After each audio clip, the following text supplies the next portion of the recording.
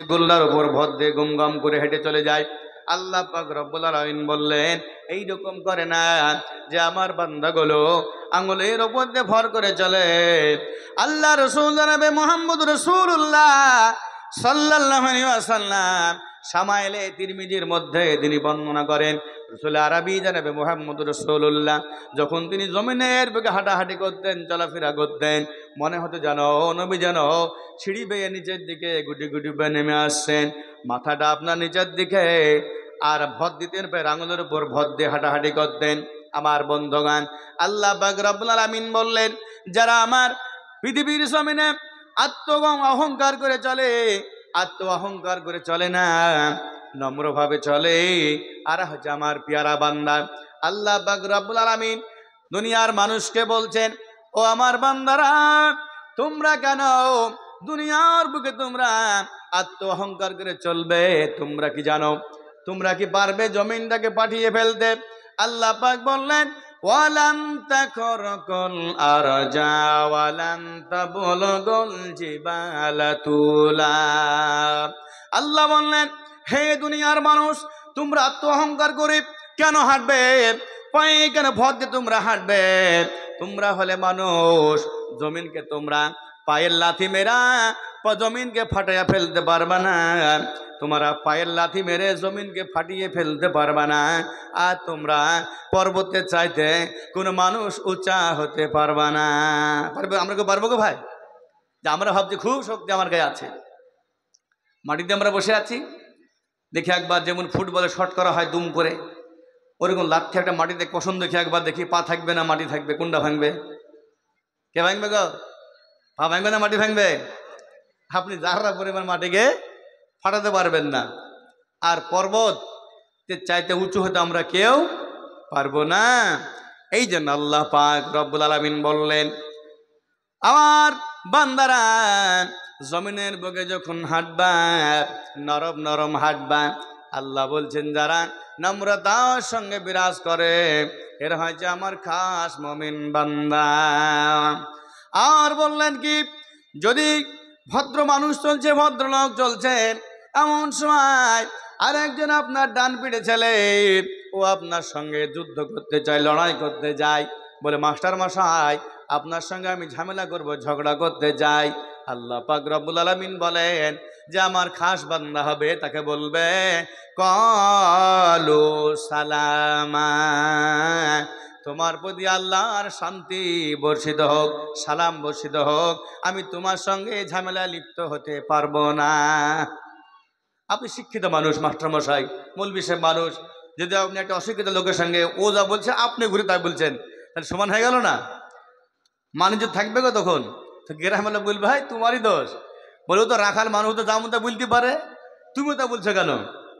তাহলে আল্লাহ পাক বললেন, ও যদি কথা বলে ওকে আপনি আল্লাহর শান্তি বর্ষিত হোক বলে সেখান থেকে আপনি দূরে সরে চলে যান। আল্লাহ পাক রব্বুল আলামিন বলেন, এই যে কথাটা বলে চলে গেল, যে বা যারা এইরকম কথা বলে চলে যায়, আল্লাহ পাক বললেন এই রকম মানুষ আমার খাস বান্দার মধ্যে পড়ে। ধরে বলুন সুবহানাল্লাহ। এমনি করে করে আমার বন্ধুগণ, আজকে যে সে রাত, শবে বরাতের রাত বলুন, শবে মেরাজের রাত, লাইলাতুল কদরের রাত, রাত্রি জেগে জেগে মানুষ নামাজ পড়ে।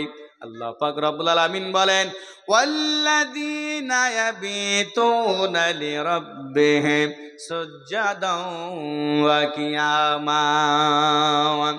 আল্লাহ তাআলা বললেন, ওরাই হলো আমার পেয়ারা বান্দা, আমার খাস বান্দার মধ্যে পড়ে, আমার মুমিন বান্দার মধ্যে পড়ে যায়।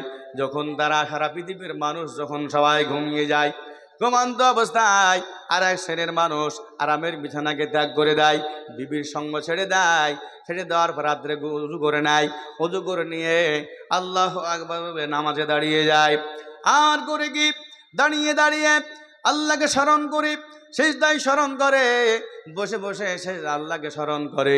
সারাটি রাত যখন দাঁড়ায়, এই রাত্রিটাকে সারা রাত যখন সিজদার অবস্থায় দাঁড়িয়ে দাঁড়িয়ে রাতটাকে পার করে দেয়, আল্লাহ বলছেন তারা হচ্ছে আমার মুমিন বান্দা, মানে এরা হলো তাহাজ্জুদ গুজার বান্দাদের। বলুন সুবহানাল্লাহ। আমার বন্ধু দাঁড়াই ভালো মানুষ হয়, তাহাজ্জুদ পড়ে রাতের অন্ধকারে। আমার বন্ধু পৃথিবীর জমিনে অনেক সময় দেখতে পাওয়া যায় সুন্দর আপনার চেহারা দিয়েছে আল্লাহ, রূপ যৌবন লাবণ্যতা আল্লাহ পরিপূর্ণ করেছেন, আর একটা মানুষ কালো কুৎসিত কদাকার পা ফাটা, ওই মানুষটা সুন্দর চেহারা নিয়ে রাতের মধ্যে আপনার বিছানায় ঘন্টার পর ঘন্টা ঘুমাচ্ছে, আর পা ফাটা মানুষটা আরামের বিছানাকে ত্যাগ করে রাত্রে নামাজ পড়ছেন। আপনার বন্ধুগণ দেখতে পাবেন সুন্দর চেহারা আলা মানুষগুলো কালো কুৎসিত মানুষকে চেহারা আলাকে ঘৃণা করে, করে কিনা? আল্লাহ পাক বললেন, ইয়া আইয়ুহাল্লাযীনা আমানু লা ইয়াসখার কওমুম মিন কওমিন আসা আইয়াকুনু খায়রাম মিনহুম।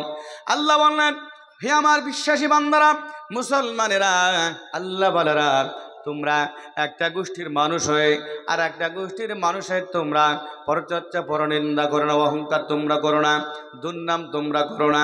আবার বন্ধগান আল্লাহ বললেন, তুমি যার গীবত করো, যা তুমি পরচর্চা পরনিন্দা করো, আশা উমিদ হয় মানে হতে পারে, এটা আশা মানে হতে পারে, আরবি শব্দ আশা আইয়াকুনু খায়রাম মিনহুম।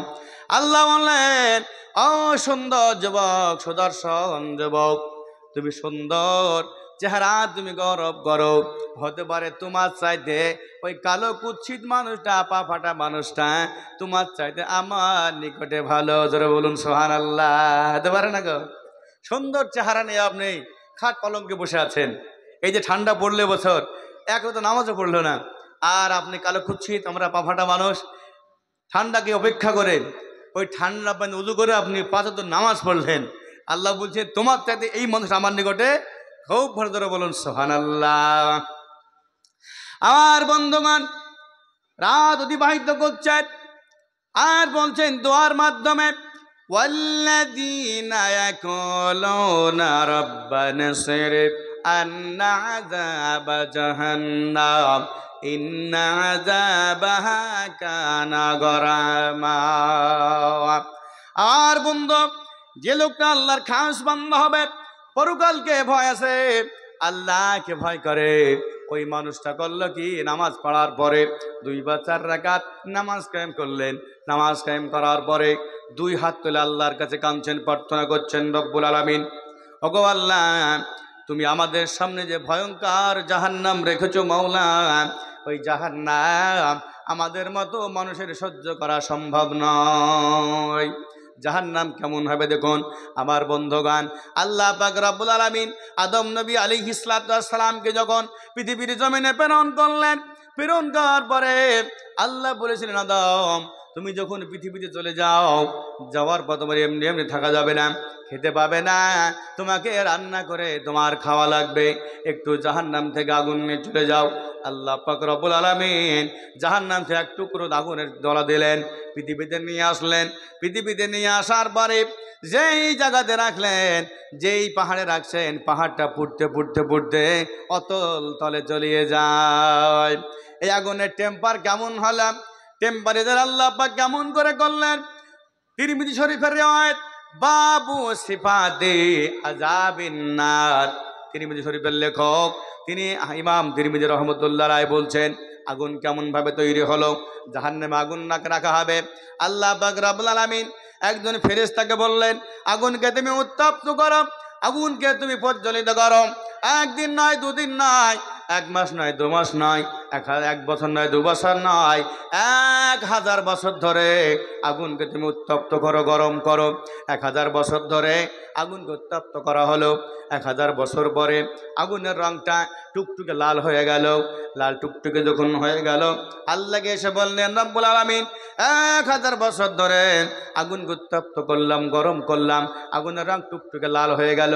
আল্লাহ পাক বললেন, আবার ফিরে যাও, আর 1000 বছর ধরে আগুনকে টেম্পারেচার বাড়িয়ে দাও, টেম্পার দাও। 2000 বছর হয়ে গেল। 2000 বছর পরে আগুনের রংটা আপনার দুধের মতো সাদা ধবধবে হয়ে গেল। আল্লাহর সামনে এসে বললেন, রব্বুল আলামিন 2000 বছর ধরে আগুন উত্তপ্ত করলাম, লাল থেকে সবুজ সাদা হয়ে গেল। আল্লাহ বললেন, আবার ফিরে যাও, আর 1000 বছর ধরে তুমি আগুনকে উত্তপ্ত করো। আবার ফিরে আসলেন, আবার 3000 বছর অতিবাহিত হয়ে গেল। আগুনের রংটা টুক আপনার কালো ক্রিস্টাল কাতরার মতো হয়ে গেল। আল্লাহ বললেন, এইবার তুমি আগুনটাকে জাহান্নামে রেখে দাও। এই আগুন দেখে আল্লাহ যারা মুমিন বান্দা তারা বলে, রব্বুল আলামিন, আল্লাহ গো, এই আগুনকে আমাদের দ্বারা সম্ভব হবে না। যে কথা বলছিলাম, আদম নবী আলাইহিস সালাতু ওয়াস সালাম যেই পাহাড়ে রাখছিলেন, পাহাড়টা পুড়ে একবারে নিচের তলায় আগুনটা পৌঁছে যায়। আল্লাহর কাছে আরজ করলেন, রব্বুল আলামিন, তোমার যে আগুনের টেম্পারেচার, এইরকম টেম্পারেচার সহ্য করা তোমার পৃথিবীতে কোনো বস্তু নাই। আল্লাহ তাআলা এইরকম আগুনকে পৃথিবীর বুক থেকে উঠিয়ে নাও। আল্লাহ পাক রব্বুল আলামিন আবার সেই আগুনটাকে উঠিয়ে নিলেন।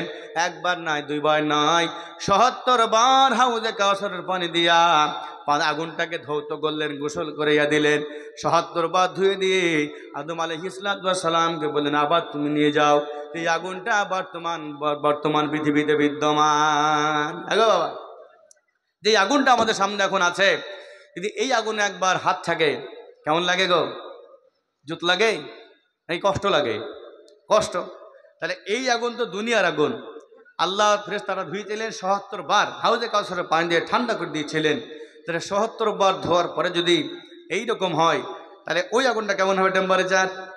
আমার বন্ধুগণ, আল্লাহ পাক রব্বুল আলামিন বলেন, যারা আমার পেয়ারা বান্দা হয়, গভীর রজনীতে আমার কাছে 2 হাত তুলে প্রার্থনা করে আর বলে, আল্লাহ, এই আগুনকে তুমি আমাদের কাছ থেকে দূরে হটিয়ে দাও। রব্বানা সিরিফ আন্না আযাবা জাহান্নাম ইন্না আযাবাহা কানা গরামা। আল্লাহ তাআলা বললেন, এই আগুনে যে চলে যাবে, ওই মুমিন বান্দারা বলছেন, যে এই মুমিন যে এই আগুনের শিকার হয়ে যাবে, ওই ব্যক্তিটা আর একবারে ধ্বংস নিশ্চিত হবে না গো? আমার বন্ধুগণ, আল্লাহ পাক রব্বুল আলামিন বলেন, আমার যারা পেয়ারা বান্দা হবে, ওই মানুষগুলা ওয়াল্লাযীনা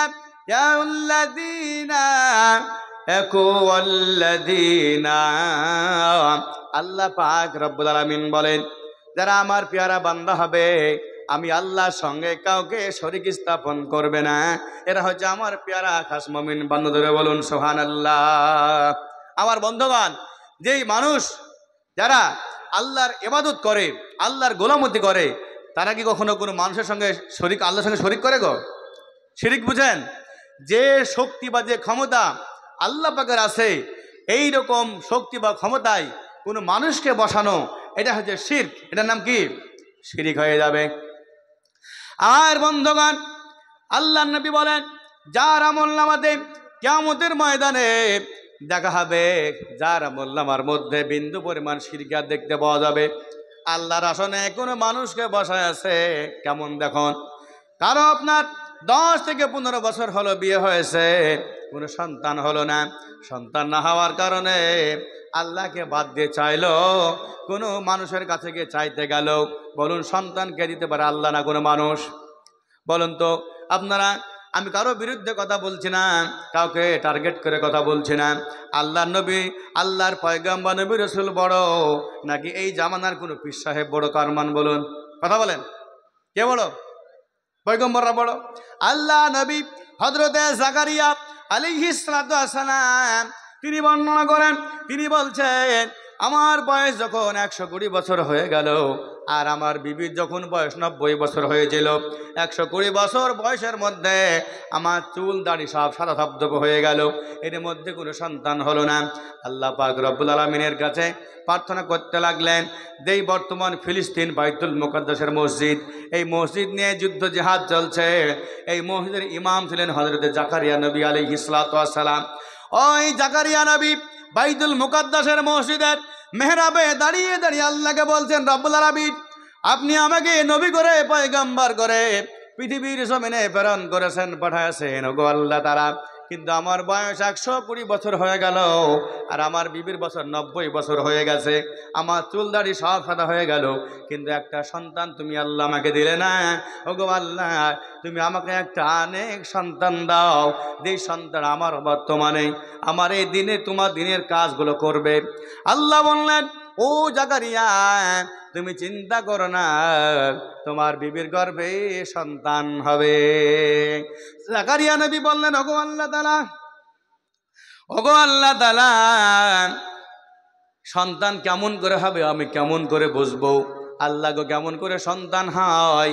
আমি হলাম বাঁচা 120 বছর, আমার বিবি 90 বছর, আমার বিবি হলো বন্ধা বাঁচা, কেমন করে সন্তান হবে? আল্লাহ বললেন, জাকারিয়া, তোমার কি মনে নাই, পৃথিবীর প্রথম মানব আমি আদম নবী আলাইহিস সৃষ্টি করেছিলাম, তার কোনো মাও ছিল না, বাবা ছিল না, আমি তৈরি করতে পারছি না, বলুন পারেনি আল্লাহ? তারপরে আমি হাওয়া বিবিকে তৈরি করলাম, তার সঙ্গে নিয়ে যাবে, তার কোনো মা ছিল না, বাপ ছিল না, তাকে তৈরি করতে পারিছি কিনা বলো? বলে হ্যাঁ পেরেছো। বলে কাযালিকা ইয়াফআলু, আমি এমনি করে তোমার বিবির গর্ভে সন্তান দেব। আল্লাহর সামনে জাকারিয়া নবী বললেন, রব্বুল আলামিন, আমার বিবির গর্ভে সন্তান হবে, এটা আমি কেমন করে বুঝতে পারিব? আল্লাহ পাক বললেন, জাকারিয়া, তোমার বিবির গর্ভে যখন সন্তান হবে, তুমি বুবা হয়ে যাওয়া, বাকশক্তি হেরে যাবে, তো বন্ধ হয়ে যাবে। জাকারিয়া নবী আলাইহিস সালাম চমকে উঠলেন, ওগো আল্লাহ, আমি তাহলে বুবা হয়ে যাব? আমি কথা বলতে পারবো না? তুমি আমাকে নবী করে পৃথিবীতে পাঠিয়েছো, আর আমার কাজ হলো মানুষকে ভালো কথা বলা, আহ্বান করা, আমি কেমন করে বলবো? ওই অবস্থায় কি আমি ঘরে বসে থাকবো নাকি? আল্লাহ বলছেন, না, তুমি মাত্র থাকবে 3 দিন। কদিন? 3 দিন থাকবে। 3 দিন পর তুমি মানুষকে ইশারায় দাওয়াত দিবে, আই ভাই, আল্লাহ আকবার, দেখান, আল্লাহ আকবার, ইশারা করতে বলুন। আমার বন্ধুগণ, তবুও মানুষকে ইবাদত থেকে চুপ থাকা যাবে না। আমার বন্ধুগণ, জাকারিয়া নবী আলাইহিস সালাম কে সন্তান দিয়েছিলেন।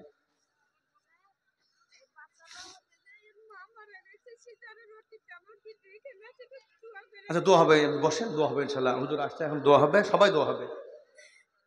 আমার বন্ধুগণ, যে কথা বলছিলাম, তো জাকারিয়া নবী আলাইহিস সালাম আল্লাহকে ডাকলেন, আল্লাহ সন্তান দিলেন, সেই নেক সন্তান হয়েছিল হযরতে ইয়াহিয়া আলাইহিস সালাম। জোরে বলুন সুবহানাল্লাহ। আল্লাহ পাক রব্বুল আলামিন আপনাকে আমাকে সকলকে জানার, বোঝার, মানার তৌফিক দান করে, সকলে বলি আল্লাহুম্মা আমিন। ইনকিলাবের অস্ত্র মোদের লা ইলাহা ইল্লাল্লাহ, সকলে পড়েন আমার সঙ্গে। ইনকিলাবের অস্ত্র মোদের লা ইলাহা ইল্লাল্লাহ, লা ইলাহা ইল্লাল্লাহ, লা ইলাহা ইল্লাল্লাহ, লা ইলাহা ইল্লাল্লাহ। এই কালেমায় প্রথম বল, এই কালেমায় শেষ সম্বল, এই কালেমায় প্রথম বল, এই কালেমায় শেষ সম্বল। যাই রে যেথায় গাড়ির সেথায় ভরসা মোদের এক আল্লাহ, লা ইলাহা ইল্লাল্লাহ, লা ইলাহা ইল্লাল্লাহ, লা ইলাহা ইল্লাল্লাহ। বদর উহুদ খন্দকে জয় এনেছি 10 দিকে, বদর উহুদ খন্দকে জয় এনেছি 10 দিকে।